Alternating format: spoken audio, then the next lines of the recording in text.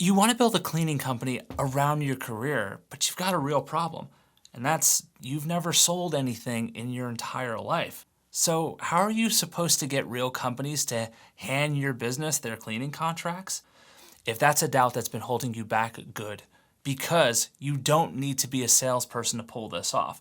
The best cleaning sales barely look like you're selling at all. Essentially, it's the client deciding they want to work with you before you've said much of anything. In this video, I'll show you exactly what gets these contracts signed and why being good at sales was never the thing that mattered.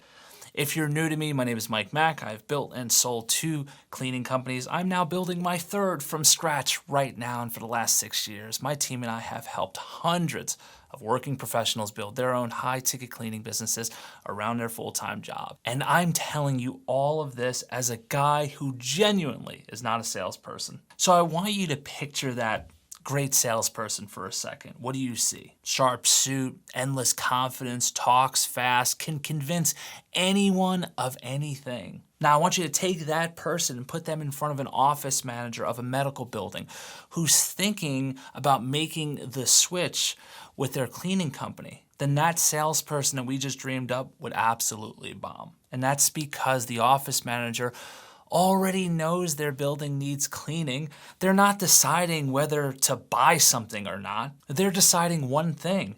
Can I trust this person to solve my problem and make it disappear?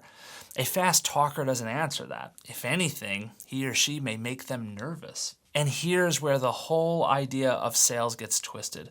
One kind of selling is creating desire. You know, talking someone into wanting something they weren't even thinking about. Now, that's the hard kind. The kind that needs a natural born closer. Commercial cleaning isn't that. The demand already exists. You're not inventing the problem. You just have to be the credible answer when they decide to fix that problem. And that is a completely different skill. And it's a lot easier. So let me be real with you about something. Like I said earlier, I'm not a salesperson, not a natural one at least, and I've never been one. I'm an introvert, still am, to this day, which is wild to say given how much live video and video like this I do all the time. Just the idea of me walking into a room and just closing somebody, that was never going to be my strong suit, and I knew it. So instead of forcing myself to become some smooth talking closer, I was never going to be anyway, I just got really good at something else entirely, and that is pre-selling. Here's what I figured out.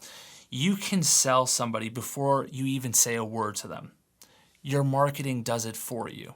Done right, the sale is already happening before you ever walk through their door for the first time. So by the time you are actually in their location sitting across from them, they're not skeptical. They're glad you showed up even before you've opened your mouth. Let me tell you about when this really hit for me for the first time. It was with my second high-ticket client ever. It's a BMW dealership, and this was right after I had just landed my first one. And I still remember I walked in that day fully expecting to have to earn that business. I was expecting to get grilled about my experience, to prove I belonged in that room. I figured a place like that would poke 100 holes in me. But that's not what happened at all. Instead, I sat down and I could feel it almost immediately. Nobody was there to interrogate me. It didn't feel like I had to pitch anybody of anything. Instead, it just felt like if we can make things line up, if we can get the numbers to line up and the details to line up, then this was almost going to be a formality. And I mean that. This dream client was looking at me like, yeah, let's let it make sense. I haven't called anybody else and we would like to work with you. It was crazy. I wasn't expecting that. And you know what I thought when I was walking out that day? That I got lucky. I almost couldn't believe that it had been that easy. It's the same thing I had told myself after the first one. 2 dream accounts in a row, and I had waved off both of them like it was just some luck. If you want to build a premium office cleaning business, but you're not sure how this model actually works, how it can fit around a busy schedule, or how you can do it without having any experience, I put together a short breakdown video that walks you through the entire thing. Click this card right here and go watch this next. And to be totally transparent, it took me a while to see the actual truth, and that it wasn't luck. Both of those clients were sold before I ever walked in the door. My positioning did that, not my closing skills, because I didn't have any at the time. So how do you actually pre-sell people? Well, you show up differently. Everybody else in the industry shows up the same exact way. They call, they pitch their cleaning, they rattle off their services, they talk price, and guess what? It all blends together into just noise. I want you to think about being at a crowded bar where everybody's just crowding over the same person, doing the exact same thing. Can I buy you a drink? Can I buy you a drink? For that person, it's just noise. Then one guy hangs in the background. He sends over something clever nobody else thought to do. Who do you think actually gets her attention? It's not the loudest person. It's honestly the different one. And that's what good marketing does for you. See, my direct mail doesn't pitch cleaning.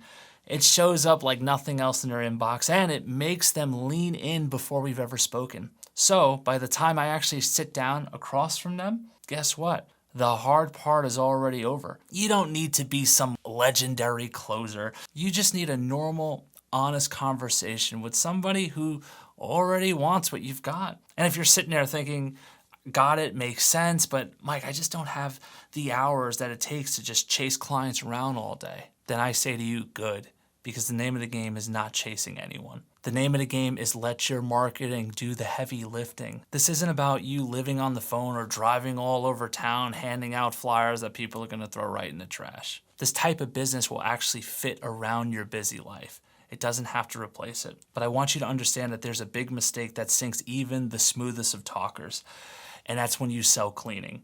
The second you sell cleaning, you lose because now you're just a commodity competing on price. Instead, you be the company that sells solutions. Solutions to their cleaning problem that's causing them all of their headaches. And that's when everything shifts. Great cleaning protects their bottom line. Bad cleaning eats away at it. See, now you're not selling cleaning hours anymore. You're selling peace of mind, and nobody competes with you on that. So let's take the pressure off. You don't need to get better at convincing people. You need to build a business that gets better at creating conversations with people who already have the problem. Get that right, and you don't have to chase anyone. They will come to you. And if you want help building a high-ticket office cleaning business, the kind where the right clients come to you already wanting to work with you with strong margins and none of that cold calling grind, click the first link in the description. Have a call with my team. See how we can help you make that a reality. If that's interesting to you, but this is all really new and you want to learn a little bit more about the model, watch this video right here. It's a great next resource. I'll see you over there.